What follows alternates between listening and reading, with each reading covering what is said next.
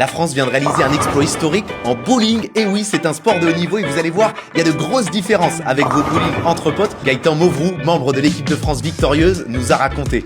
On n'a pas de chaussures de clown, on a vraiment des chaussures spécifiques qui coûtent en moyenne 240 €. Alors ça s'est passé début décembre à Hong Kong. L'équipe de France est devenue pour la première fois de son histoire championne du monde de bowling et ce dans la catégorie reine à 5 joueurs. Alors en apparence, ce bowling en compétition, ça ressemble au bowling normal. La piste fait notamment la même taille, mais il y a une grosse différence qui est difficile à percevoir à l'œil nu, c'est que la piste est beaucoup plus huilée. Ça va rendre le jeu beaucoup plus imprévisible, beaucoup plus difficile. À mesure que les lancers se répètent, les conditions de jeu changent, un peu comme une piste de ski. L'huile n'est plus répartie exactement de la même manière sur la piste et donc les joueurs doivent s'adapter en permanence. Et pour cela, ils disposent notamment de plein de boules différentes. Chaque boule est désignée pour faire une réaction pour un type de condition de jeu. Donc on appelle ça notre caisse à outils. Quelque chose qui surprend aussi en regardant le bowling de haut niveau, c'est que les joueurs ne lancent pas droit. Ils utilisent en fait de l'effet, d'abord pour s'adapter, je vous le disais, aux conditions de la piste, mais aussi pour avoir plus de chances de faire strike, c'est de la physique. Quand on tire droit et que la boule arrive sur la quille de tête, c'est un effet physique un peu, la boule elle va se décaler forcément.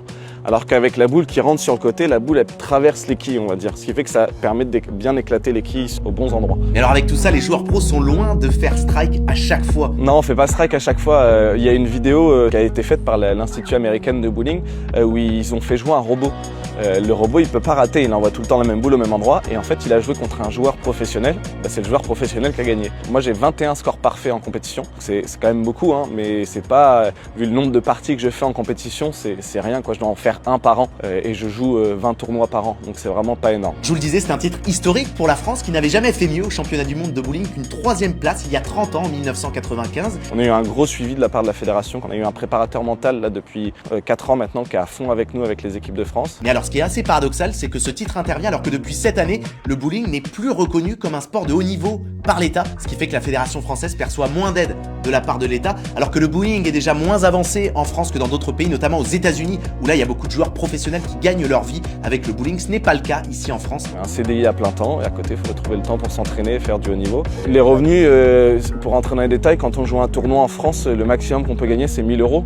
Mais l'inscription c'est 100 €, l'hôtel il y a 2 nuits d'hôtel, il y a les repas donc c'est pas gratuit quoi.